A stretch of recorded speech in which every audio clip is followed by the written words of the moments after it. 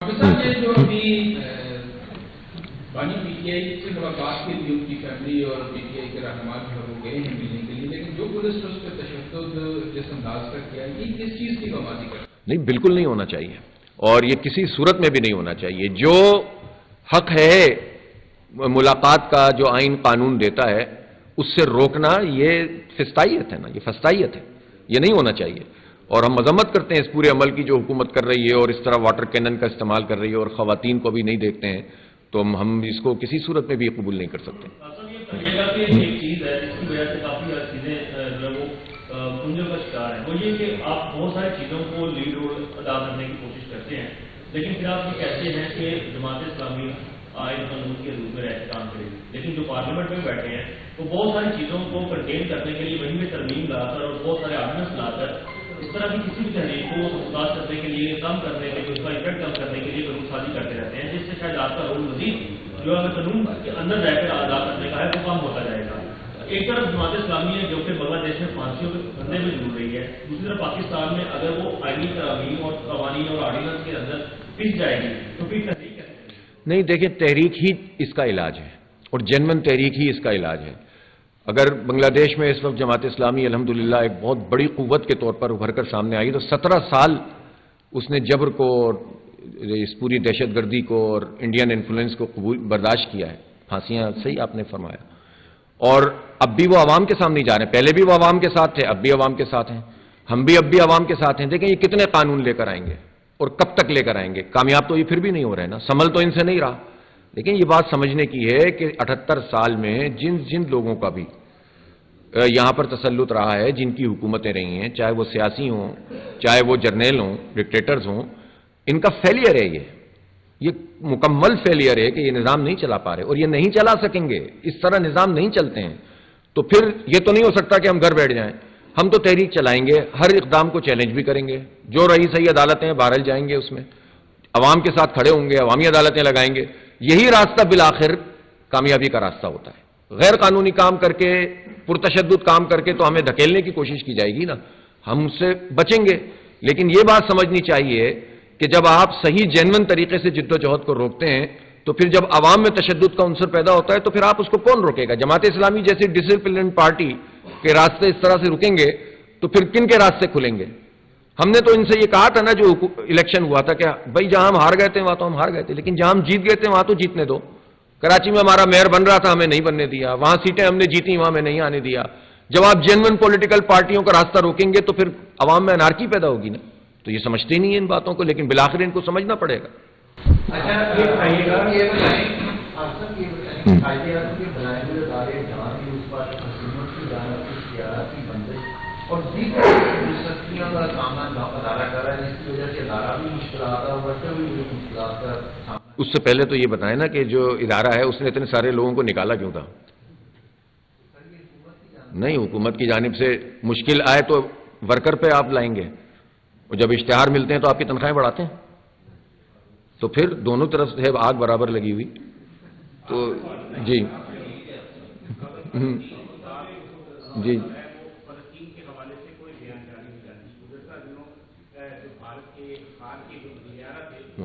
وہ رہ گیا، میں بتاتا ہوں۔ حکومت کی جانب سے کوئی جو ہے وہ مذمت نہیں ہے۔ دوسرا یہ بتائیے گا کہ پچھلے دنوں جو علماء کرام ہیں ان کی ملاقات ہوئی، کنونشن منعقد کیا اور باقاعدہ علماء کرام نے فیلڈ مارشل عاصم منیر کے حق میں جو ہے وہ بیعت کرنے کا بھی اعلان کیا۔ یہ سمجھتے ہیں کہ اسلام میں عدل و انصاف رائج ہے، کسی کو دستنا حاصل نہیں، وہ علماء کرام جو ہیں وہ بیعت کرنے میں لوگ ہیں، اس میں آپ کیا کہیں گے؟ آپ نے پہلی جو بات کہی تھی نا وہ میرے پاس، ہاں انڈیا والی، اس پر تو مجھے بات کرنی تھی، وہ رہ گئی۔ کل اس پہ ہم نے اپنا موقف دیا تھا۔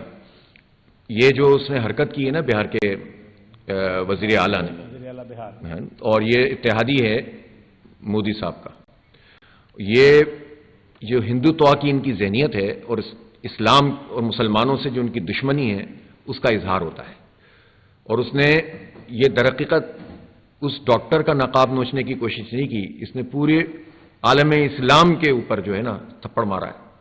اور مجھے افسوس ہے کہ پاکستان کی حکومت کو جو ریئیکشن دینا چاہیے تھا وہ انہوں نے نہیں دیا، ایک آدھ وزیر نے کوئی اپنے طرف سے بیان دے دیا۔ اس وقت تو पूरी दुनिया में इनको एक्सपोज करना चाहिए। ये है असल उनकी, वो कहते हैं हम दुनिया की सबसे बड़ी जमहूरियत है, ये उनकी जमहूरियत। उसको जो है ना एक डॉक्टर का नकाब वो गवारा नहीं है और उसने इतनी, और फिर उस पर हरदर सराई कर रहा है, उससे जब सवाल किया जा रहा है तो मजीद बदतमीजी कर रहा है, वो बयान भी नहीं कर सकता। इस कदर गिलाजत भरे ये लोग हैं। अलबत्ता ये बात जरूर है कि खुद इंडिया में कुछ लोग ऐसे मौजूद हैं कि जिन्होंने इसको चैलेंज किया है और इसकी FIR भी कटवाई है, लेकिन पाकिस्तान की हुकूमत को तौफीक नहीं हुई। ये क्या कर रहा होता है, हमारी वजारत खारजा क्या कर रही है, हमारे इदारे क्या कर रहे हैं कि इस तरह से इतना बड़ा वाकया हो गया, और इस भारत को तो हमें पूरी दुनिया में बेनकाब करना चाहिए था ना, उनको असल में बेनकाब करना चाहिए कि जो कुछ इस तरह से इस्लाम दुश्मनी, मुसलमान दुश्मनी, बल्कि वहां तो ना दलित महफूज हैं न क्रिश्चियन महफूज हैं। वहां जो जितनी भी अकलियतें हैं हिंदुस्तान में वो सब खौफ का शिकार हैं। मुसलमानों पे तो खास तौर पर अरसे हयात वो तंग कर रहे हैं। तो ऐसे में तो हुकूमत का ये रोल बनता था कि वो इस पर आलम इस्लाम में नहीं पूरी दुनिया में इनको बेनकाब करें। वो ट्रम्प साहब का बयान क्यों नहीं आया इस पर, मैं तो हैरान हूं जी।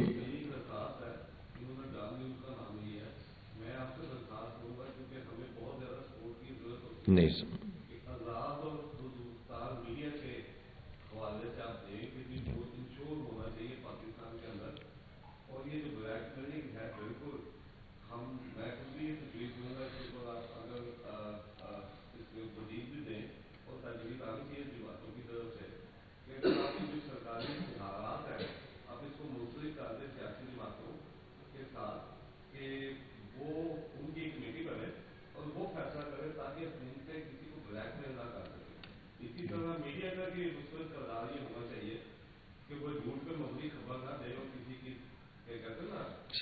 ये दोनों साफ होने चाहिए और ये क्या कहते हैं इसका तो एक मैकेनिज्म बना चाहिए इंडिपेंडेंट। अगर इसको आप सपोर्ट करते हैं तो आपकी बहुत नहीं, आपकी बात सही है।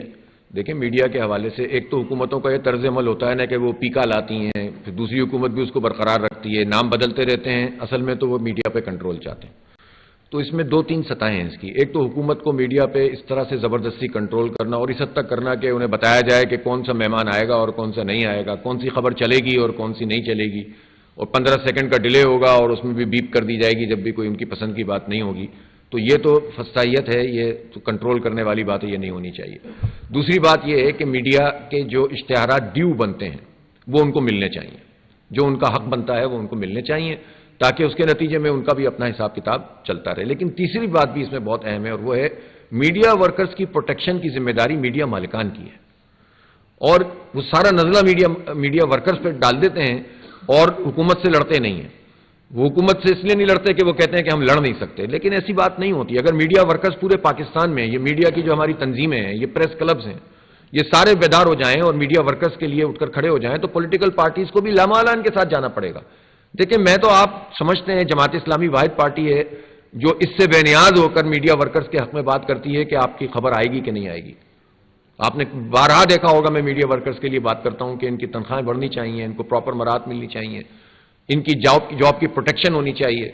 लेकिन ये तीनों सतहों पर किया जाने वाला काम है, और इस काम के लिए मैं बिल्कुल इसको सपोर्ट करता हूं कि एक मैकेनिज्म बनना चाहिए जिसमें मीडिया भी और मीडिया के जितने भी वर्कर्स हैं किसी भी सतह के, उनको प्रोटेक्शन हासिल हो।